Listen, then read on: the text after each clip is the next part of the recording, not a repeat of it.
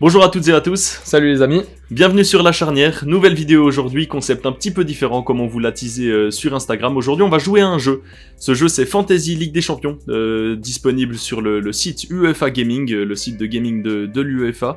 Ce jeu, il consiste à créer une équipe, comme vous pouvez le voir à l'écran, créer une équipe de 15 joueurs, donc 11 titulaires et 3 remplaçants, avec les joueurs qui participent à la Ligue des Champions. Vous avez toute la liste ici même. Cette équipe, elle est restreinte par un budget de 100 millions qui est donné par l'UEFA, et chaque joueur, comme vous pouvez le voir également, a une valeur marchande qui lui est attribuée. Donc il coûte, ces joueurs, si je sélectionne Florian Wirtz, il me coûte 7,8 millions, ce qui les déduit des 100 millions restants, et le but est de construire la meilleure équipe avec ce budget-là, et en fonction des joueurs ici. Ensuite, cette équipe rapporte un certain nombre de points, en fonction des performances des joueurs. Par exemple, je continue avec Florian Wirtz, durant la première journée contre le Feyenoord, il a rapporté un total de 18 points, notamment 10 pour ses 2 buts marqués, 3 pour son trophée d'homme du match. Voilà, les joueurs rapportent des points en fonction de leur performance durant les matchs de Ligue des Champions, et ça fait ensuite un total après de l'équipe qui rapporte un certain nombre de points, et le but est de faire bien entendu le plus de points possible pour se hisser tout en haut des classements, soit nationaux, soit des classements mondiaux. Voilà. On n'a juste pas exactement décidé de faire la version classique, on a décidé de pimenter un peu tout ça. Tout à fait, et ceci en utilisant le concept de draft, très populaire sur les réseaux depuis plusieurs années, où Robin et moi allons nous affronter lors d'une draft où chacun notre tour, nous allons en fait sélectionner un joueur qui va venir composer notre équipe, ce qui donnera à la fin des équipes totalement différentes. Donc ceci va s'orchestrer de la manière suivante, nous allons procéder à un tirage au sort qui va donner le premier choix à l'un de nous deux, et ensuite ça va s'enchaîner, nous allons sélectionner chacun un joueur, sans pouvoir prendre donc celui de l'adversaire, ce qui va un peu compliquer les choses au fur et à mesure, et voilà. Le but étant de créer une petite rivalité entre nous deux, ça nous permettra également et surtout de suivre cette fin de phase de Ligue des Champions, puis également la phase d'élimination directe qu'on attend tous. Voilà, ça nous permettra un peu de discuter des performances des joueurs, mais aussi des équipes. Donc c'est parti.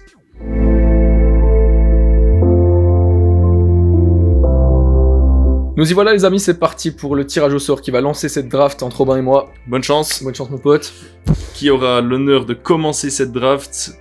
Eh bien ça va être toi. Parfait. Tu vas pouvoir commencer et expliquer ton premier choix, premier joueur. Ça tombe très bien parce que le premier choix était important pour moi parce que j'ai envie d'aller tout de suite sur le meilleur joueur du monde en ce début de saison, on en a déjà parlé dans nos hausses de l'année. C'est Mohamed Salah que je mets tout de suite dans mon milieu de terrain. Il est milieu de terrain sur ce jeu et ça a l'avantage de faire que les contributions offensives rapportent plus de points, donc c'est tout bénef. Il coûte très cher mais je pense que le prix en vaut... il vaut le prix, très clairement. Ouais. Voilà, Liverpool, comme on peut le voir sur le classement premier de la phase de Ligue, qui plus est, joue 2 adversaires relativement à leur portée pour la dernière journée, les 2 dernières journées de cette phase de Ligue, Lille à domicile et déplacement au PSV Eindhoven. Et voilà, Liverpool que je vais aller loin, donc pour moi, Mohamed Salah, premier choix assez facile. Ça ne me dérange pas que tu l'aies pris, parce que Liverpool est en premier. Je me dis qu'il y a peut-être un monde où Arne Slot fait tourner son effectif durant la dernière journée, et peut-être Salah ne jouera pas, donc c'est pas le joueur, je me dis le risque est trop grand, c'est pas le joueur que j'aurais pris en premier. Honnêtement, je vais partir sur un attaquant, une garantie de but, d'un club qui doit gagner ses 2 derniers matchs, et un club qui marque énormément de buts, ce qui fait que je vais partir sur Harry Kane, en attaque, qui plus est tireur de penalty. Le Bayern qui doit gagner, malgré une campagne, disons, relativement intéressante, mais qui doit gagner... qui avait mal commencé. Qui doit gagner ses 2 derniers matchs quand même pour s'assurer le top 8. Le Feyenoord à l'extérieur, et surtout le Slovan Bratislava en dernière journée. Je pense que Kane a moyen de scorer. C'est pour ça que c'est mon premier choix. Ok, très intéressant. Alors on va directement enchaîner sur la suite. En parlant de joueurs que j'ai envie d'aller verrouiller, moi je vais aller sur un autre attaquant.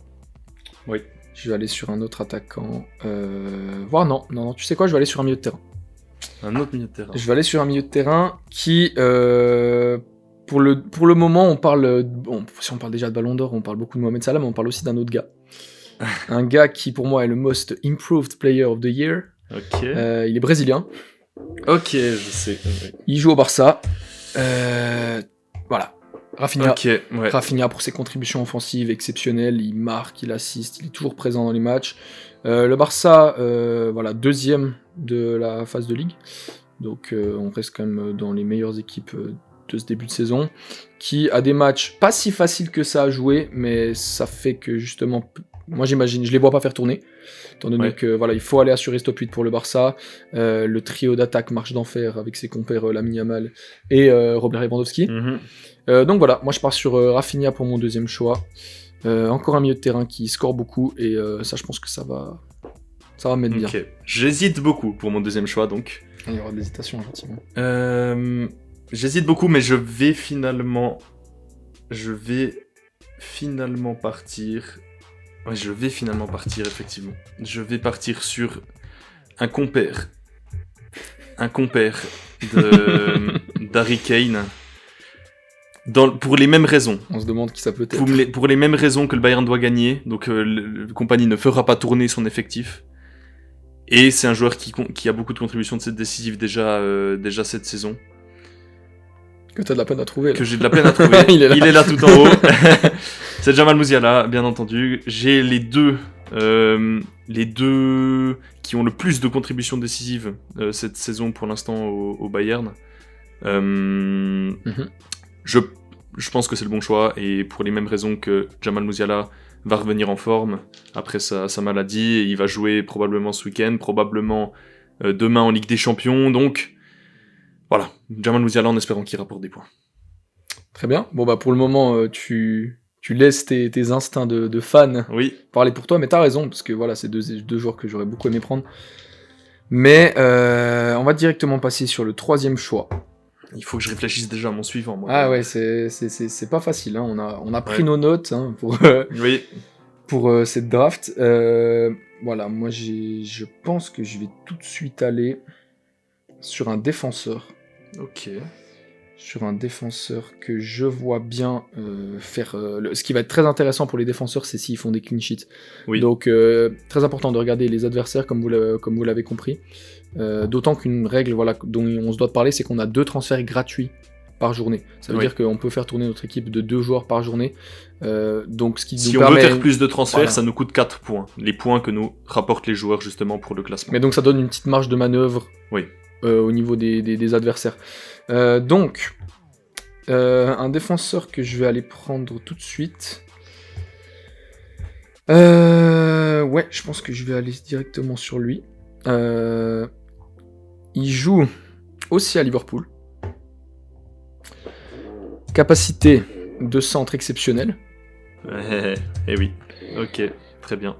Je pense que les clean sheets, ça devrait pas poser de problème. Pour Liverpool, oui. Moi, je vois pas Ernesto de faire tourner son effectif. Du moins, pas ces... je sais pas, je vois pas ces cadres-là être mis sur le banc. J'espère pour moi qu'il le fera tourner. Alors, mais ça risque de se jouer énormément là-dessus. Mais en tout cas, moi, je pense que Trent Alexander-Arnold, je peux pas me tromper s'il joue, car les Reds, voilà, on a vu leurs adversaires auparavant, Lille, et je sais pas si tu te rappelles du deuxième. C'était Lille à domicile. C'était le PSV. Et le PSV, c'est juste. Voilà. Ils prennent très peu de buts. Seulement, si on va voir sur le classement, ils ont pris seulement 1 but. Oui. Donc voilà, meilleure défense et de loin. Non, en fait, il y a aussi celle de l'Inter. Mais meilleure défense de Ligue des Champions. Oui. Voilà, je pars sur un défenseur de Liverpool. Je pense que je ne peux pas me tromper là-dessus. Et je te laisse sur ton prochain choix. Très bien, alors mon troisième choix, je pense que vu son prix et vu les adversaires et vu la forme du moment surtout, je suis obligé de le prendre. C'est un joueur du Barça. Non. T'as pas le droit de faire ça. C'est un joueur du Barça au milieu. Il coûte seulement, comme on le voit ici, 7,4 millions. C'est Lamine Yamal qui est sur une forme étincelante. Que dire de ce joueur ? Il sort d'un classico finale de Supercoupe où il a martyrisé tout le Real. Il a encore été exceptionnel en Coupe du Roi contre le Betis Séville. Voilà, c'est Lamine Yamal et il reste surtout à jouer Benfica et l'Atalanta. Comme tu l'as dit pour Rafinha, le Barça est bien classé. Ils sont deuxième, mais ils ont que 15 points. Comparé à Liverpool qui en a 18, c'est-à-dire que même s'ils gagnent le prochain match, ils seront quand même obligés de gagner celui d'après pour s'assurer d'être dans le top 4, disons top 5 de ce classement Ligue des Champions. Donc pour moi, Lamine Yamal, je pense qu'il jouera titulaire les 2 derniers matchs et j'ose espérer qu'il me rapportera beaucoup de points. Je voulais prendre lui. J'ai complètement oublié. Ça m'est sorti de la tête. J'avais les yeux sur la défense, j'ai pris trade, voilà. Ok, comment réagir à ça? Moi je pense que je vais continuer certainement sur... non, en vrai, je vais continuer sur mes défenseurs. Ok. Parce qu'il y a un défenseur que j'ai envie d'aller verrouiller, que je te verrais potentiellement bien prendre, et qui, voilà, au-delà du fait d'être un défenseur exceptionnel, si on parle de ses qualités intrinsèques pures, est en train de devenir un très très bon défenseur offensif. Ouais, je sais, et il est dans mon équipe. Il était dans mon équipe. Claque beaucoup de passes D ces derniers temps. Ah, de passes décisives? Oui. Ah, oui, alors oui. c'est peut-être pas celui. Et non, alors je pense que du coup tu voyais l'autre que je voulais. Non, il joue au Barça. C'est un compère. Oui. Et c'est Jules Koundé. Ok, ouais. Jules Koundé pour 5,6 millions. Que je rajoute dans ma défense, voilà, comme j'ai dit, ce Barça très solide aussi défensivement, notamment par l'intermédiaire de Jules Koundé, et Jules Koundé qui délivre passe sur passe ces derniers temps, la dernière en date, la passe extraordinaire pour Rafinha lors de la finale de la Supercoupe contre le Real Madrid. Ouais. Voilà, Jules Koundé pour moi qui continue à alimenter cette défense. Très intéressant, surtout que je l'avais pas dans mon équipe, donc ça me dérange pas que tu le prennes. Ouais, je pense que je sais du coup qui t'avait. Il y a un attaquant que je dois prendre parce que en termes de performance et d'adversaire et de prix, c'est le plus intéressant et il me coûte vraiment pas cher pour ce qu'il peut me proposer. Et c'est lui qui me permet de prendre d'autres gros joueurs après coup. Il coûte vraiment pas cher. C'est un attaquant de l'Atalanta. Okay. C'est Charles de Ketelaere. Ouais. À 5,7 seulement pour un attaquant. Il fait partie des attaquants les moins chers. Et Charles de Ketelaere, il plante beaucoup. Il a beaucoup de contributions décisives avec l'Atalanta. Et il reste Sturm-Graz. Après le Barça, je compte peut-être l'enlever, on verra. Mais la prochaine journée à domicile contre Sturm-Graz, je me dis que Charles de Ketelaere pour 5,7 millions peut me rapporter énormément de points. Voilà. Le prochain choix va faire polémique. Je l'annonce déjà. C'est un joueur que j'aurais jamais mis dans mon 11 il y a encore de cela quelques semaines. Et pourtant, force est de constater que sur ces dernières semaines, sur ces derniers matchs, il est en train de se réveiller. Si tu mets Leroy Sané... Non, j'oserais pas. On est en train d'assister au réveil du Kicks. Oh, j'étais sûr. Ah là là là là là là. J'aurais jamais pensé faire ça, mais le Real Madrid joue à certainement les deux adversaires les plus à leur portée, enfin les plus faciles, sur cette fin de phase de ligue, des gros cadors. Ils jouent Salzbourg à domicile, qui sont catastrophiques, et Brest à l'extérieur, qui bonne surprise, mais contre le Real Madrid, il y a quand même un gros écart de qualité. Mbappé qui revient très très fort sur ses derniers matchs, qui claque but sur but, et le Real très en difficulté. Si on va voir le classement, ils sont 20e. Donc la qualification pour le top 24 n'est même pas assurée, et on sait qu'avec cette phase de ligue, ils ont vraiment tout intérêt à aller chercher le plus de points possible pour se mettre dans les meilleures dispositions pour la suite. Donc voilà, moi j'avais envie de mettre un joueur un peu inattendu devant Kylian Mbappé, voilà. Pour que ce soit inattendu, c'est inattendu. Pour 10,9. Mon prochain choix, j'ai pris que des choix offensifs pour le moment, je vais me porter, je vais aller déjà verrouiller un défenseur. C'est un défenseur, j'ai failli prendre une clim tout à l'heure. J'ai cru que tu l'avais pris. Non, je le prends pas. C'est un défenseur d'Arsenal, c'est Gabriel. Ouais, ok, il était dans mon équipe. Qui marque énormément sur corner, et Arsenal qui est, si je ne m'abuse, la deuxième meilleure défense de la phase de ligue. Ils sont là avec 2 buts encaissés, effectivement, c'est la deuxième meilleure défense. Enfin, troisième si on compte les deux premières qui sont à égalité. Gabriel, donc voilà, pour la solidité défensive et pour le fait qu'il marque beaucoup sur corner, j'espère qu'il me rapportera des points. Mon prochain choix, milieu de terrain, qui coûte pas très cher et qui score énormément sur les 6 premières journées de phase de Ligue des Champions, et que je pense que tu as potentiellement pris. Ok. Parce que un milieu de terrain, tu m'as dit il ferait le triangle avec ses potos Kane et Musiala. Ok, oui. C'est la nouvelle recrue du Bayern Munich, Michael Olise, que je prends pour 6,6 millions. Est-ce qu'il était dans ton équipe ? Il était dans mon équipe, effectivement. Il coûte pas très cher, et voilà. Énormément de contributions offensives pour Michael Olise sur ce début de Ligue des Champions. Il impressionne, déjà 34 points. Surtout sa performance au Shakhtar. contre le Shakhtar, il claque un doublé, une passe D aussi. Ouais. Voilà. Non, rien à dire. Il a été assez présent quasiment sur tous les matchs, donc voilà, pour le prix, moi je pense que c'est une aubaine. Donc voilà, je vais sur le français au milieu de terrain. Choix logique. Pour continuer à faire des économies, légèrement, j'ai un défenseur titulaire dans une des meilleures défenses de cette phase de ligue, et qui rapporte beaucoup de points et qui coûte pas très cher. C'est effectivement un défenseur, mais pas d'Arsenal. C'est un défenseur de la meilleure défense, à savoir l'Inter Milan. Et ce défenseur, pour 5 millions, c'est Stéphane de Vrij. Défenseur solide, l'Inter qui joue encore des adversaires relativement simples, à savoir le Sparta et Monaco. Monaco a un match un peu plus dur, mais il les joue à domicile. Stéphane de Vrij, voilà, l'Inter qui est connu pour sa solidité défensive, j'espère que les clean sheets seront au rendez-vous. Pour poursuivre sur cette solidité défensive de l'Inter Milan, je vais te suivre avec un poste qu'on n'a pas encore sélectionné. Ah non. C'est le poste de gardien de but. Ah, tu l'avais pas vu venir celle-là. Hein. En allant prendre notre Yann Sommer national, qui voilà, est encore à son top niveau. Hein, Yann Sommer qui fait d'excellentes performances dans les cages de l'Inter Milan. Il est protégé par une défense de fer, comme tu l'as bien dit, la meilleure de cette phase de Ligue des Champions. Voilà, Yann Sommer pour 5.5 qui va, j'en doute pas, me rapporter des points de par les clean sheets que j'attends de la part de l'Inter Milan. Forcément. Je l'avais dans mon équipe, mais c'est pas grave, j'avais un backup. Donc maintenant, ce qui est bien pour moi, c'est que là, maintenant, j'ai plus besoin de me préoccuper du poste de gardien, étant donné que je sais qui je pourrais prendre à la fin.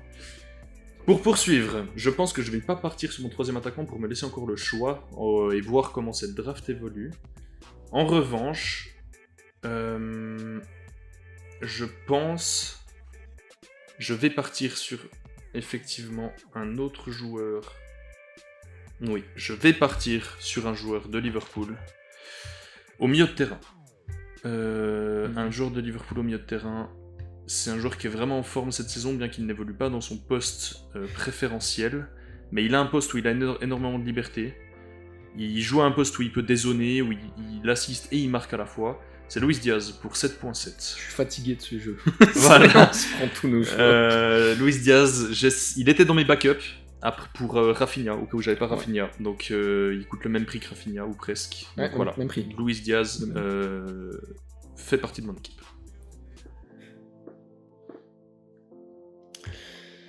Ok, pour continuer, je vais aller choisir mon troisième et dernier catalan. C'est un défenseur. J'ai hâte de... Je pense que je vais te surprendre, mais je le vois progresser de jour en jour dans ce Barça d'Antiflick. Okay. Notamment sur l'aspect offensif de son jeu qui est sa principale qualité. Il a marqué au Real Madrid oui. Au terme d'un rush assez extraordinaire. C'est Alejandro Balde qui va me coûter... Ouais, d'ailleurs, je vais peut-être mettre son nom, ça sera plus simple. Le voilà, Alejandro Balde, défenseur latéral aux qualités offensives vraiment impressionnantes. C'est un peu dans le style d'Alphonso Davies, ce genre de défenseur qui est très très, très explosif. Voilà, des lacunes défensives, mais pour ce jeu, c'est pas si grave que ça, parce que le reste de la défense du Barça est là pour compenser. Mais voilà, Alejandro Balde, 5 millions, je le mets. Très correct, je l'avais pas dans mon équipe, donc ça ne me dérange pas. Je vais... presque compléter mon milieu de terrain, je pense. Je vais prendre mon quatrième joueur au milieu. Ce n'est pas un joueur de Liverpool, mais c'est un joueur d'un club qui commence également par un L, c'est Leverkusen. Je vais aller chercher Florian Wirtz. Alors là, ça je m'y attendais pas. Je vais aller chercher Florian Wirtz. Effectivement, tu t'y attendais pas parce qu'il joue l'Atlético prochaine journée. Mais il joue le Sparta pour finir. Et il joue l'Atlético le mardi soir et pas le mercredi. Ce qui me permet de le mettre titulaire et que s'il ne performe pas, je peux le mettre sur le banc pour le mercredi. Règle intéressante à détailler. Règle intéressante. Les joueurs sur le banc ne rapportent pas de points. Et on a le droit, entre les deux entre les deux soirées de Ligue des Champions, le mardi et le mercredi, de faire ces modifications, de mettre des joueurs sur le banc ou de mettre des joueurs sur le banc titulaire. Et si je mets Florian Wirtz titulaire le mardi et qu'il ne performe pas, je peux le mettre sur le banc et le remplacer par un autre joueur qui joue le mercredi. Ce qui me permettrait de ne pas trop prendre de risques pour cette journée et d'espérer qu'il fasse une super performance à domicile contre le Sparta Prague lors de la dernière journée qui sera le 27 ou le 28 janvier. Ou d'ailleurs, il n'y Voilà. aura pas possibilité de faire de changement pendant cette journée, car, Exactement. vous le savez peut-être, mais ça sera un multiplex de 18 matchs 18 matchs en même temps pour conclure cette phase de ligue. On en fera sûrement une vidéo. Bien entendu. Mais en attendant, Florian Wirtz, Florian Wirtz dans mon milieu de terrain. très bien. Voilà, alors pour la suite, je vais à nouveau partir sur un défenseur, car Robin a une équipe encore assez peu fournie derrière, donc Ouais. c'est le moment d'aller un peu lui enlever des choix, je pense. On est là pour ça. Je vais partir sur un défenseur du Bayern Munich, Ok. qui cette saison a trouvé une solidité défensive somme toute assez impressionnante, de par l'intermédiaire de ses centraux notamment, Kim Min-jae et Dayo Upamecano, que je vais choisir. Upamecano. Pour 5 millions. Ouais. Le Bayern qui joue deux adversaires relativement faciles, le Feyenoord et surtout le Slovan Bratislava. Ils doivent prendre des points, comme je l'ai dit. Dayo Upamecano est le premier nom qui est coché dans la défense centrale, dans l'alignement défensif de Vincent Kompany. Capable de marquer des buts sur corner, il en a déjà marqué.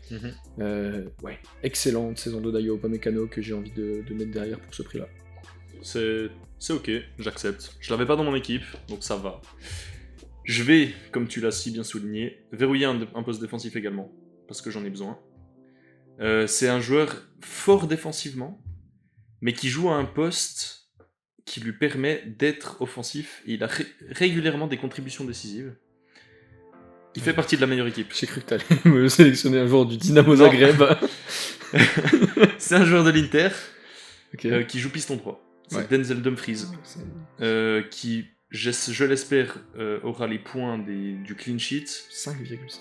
et qui aura les points d'une contribution Mhm. décisive probable, étant donné qu'il joue de la piston droit avec l'Inter. Voilà, Denzel Dumfries dans ma défense.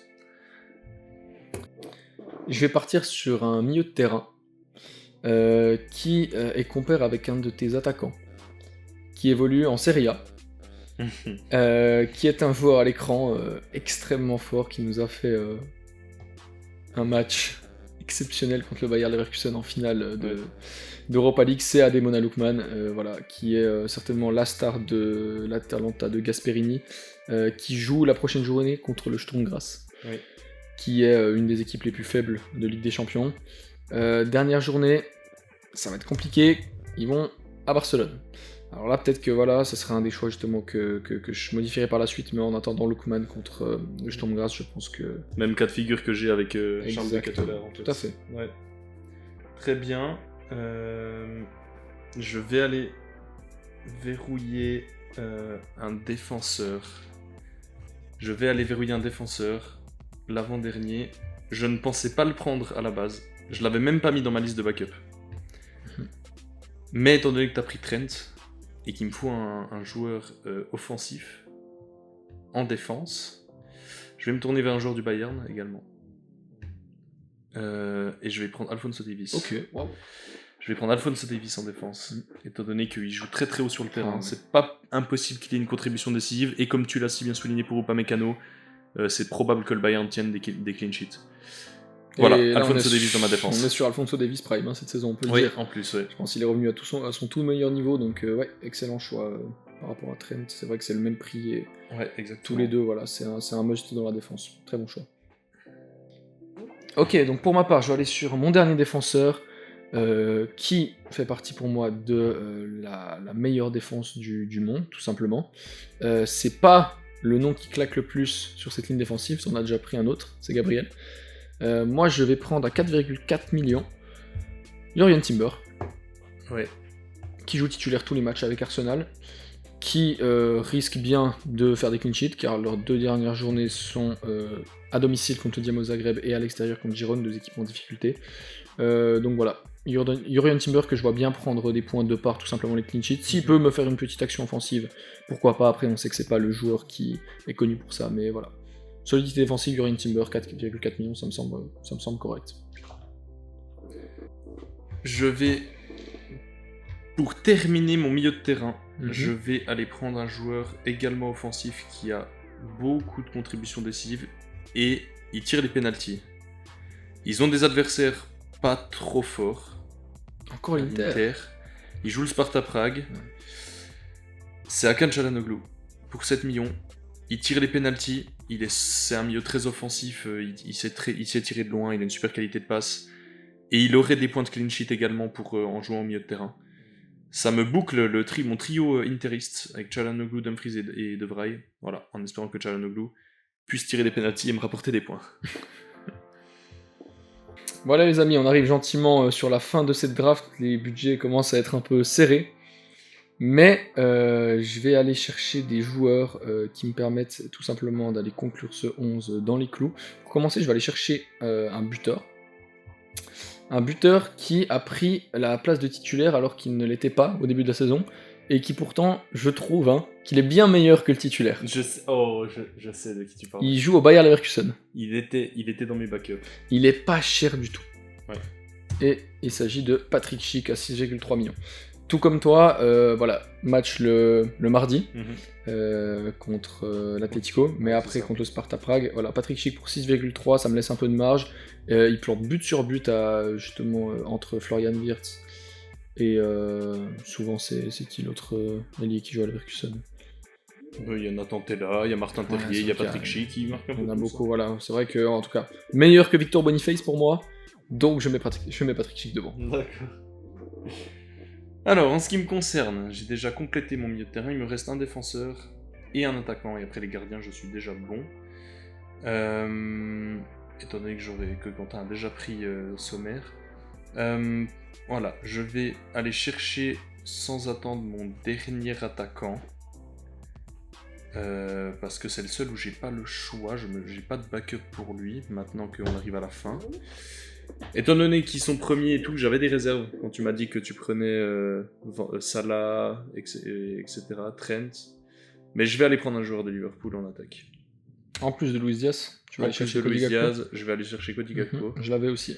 Qui est en forme en ce moment, qui plante beaucoup, passe D également. Cody Gakpo en espérant qu'il joue les 2 derniers matchs. Voilà, j'espère qu'il... C'est vrai que ça fait pas mal tourner devant quand même à Liverpool. On sait qu'il y a des fois Darwin Nunez qui peut jouer. Diogo Jota. En ce moment, c'est Cody Gakpo le titulaire à gauche et Luis Diaz en pointe. Tous les matchs, c'est comme ça. En espérant que ça continue comme ça, et sinon, il se retrouvera sur le banc, écoute. Ok. Je vais aller prendre mon deuxième gardien. Gardien petit budget qui joue titulaire dans une équipe qui fait que des matchs nuls. C'est la Juventus. Je vais aller chercher Di Gregorio. Pour seulement 4,2 millions, voilà, qui me donne une option de backup intéressante par rapport à Yann Sommer si celui-ci ne performe pas, ce que j'imagine mal, mais voilà, la Juve, on sait que autant c'est compliqué offensivement, autant défensivement ça reste quand même la Juventus, donc voilà, Di Gregorio en backup, en deuxième gardien, je trouve que c'est une très bonne option pour ce prix-là. Je vais, étant donné que tu as pris tes 2 gardiens, je vais aller verrouiller mon dernier défenseur. Logiquement, il apparaît en premier ici, c'est Virgil van Dijk. Qui fait partie de la meilleure défense à égalité avec l'Inter, ce qui me permet d'avoir des défenseurs de l'Inter, un défenseur ici de Liverpool.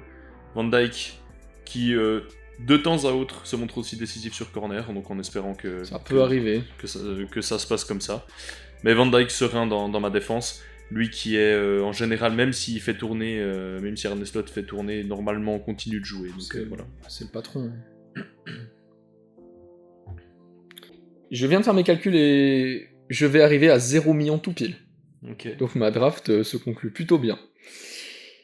Avec un milieu de terrain. Mon dernier milieu de terrain pour conclure cette draft.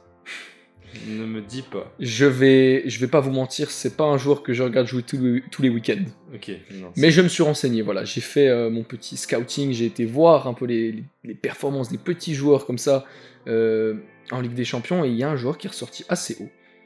Il joue au Celtic. Oh mon dieu, qu'est-ce que t'as fait? Et écoute, rien du tout. Et il s'appelle Nicolas Kuhn.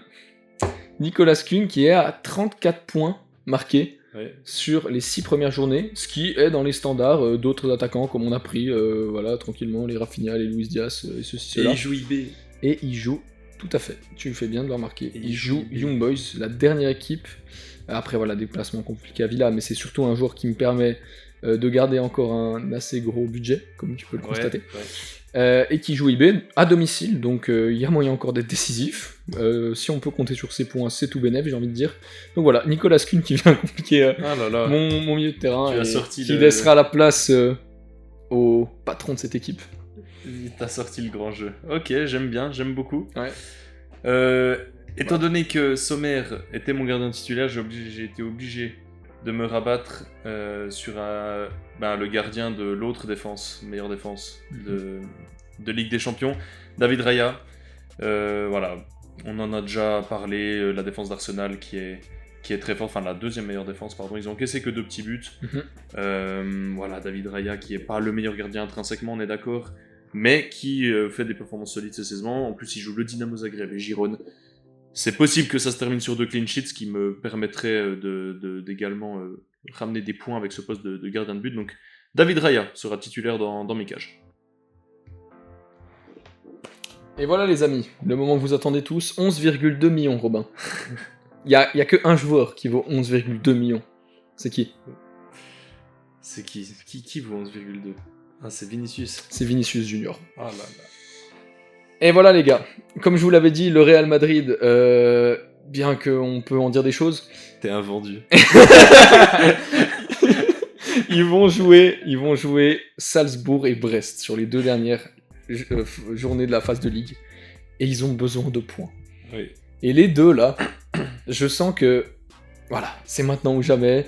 Ils ont intérêt à faire leurs points parce que j'ai mis un bon bout du budget sur eux. Ouais. Mais Kylian Mbappé, Vinicius Junior, comme tu dis, je suis un vendu, mais c'est comme ça, c'est le jeu.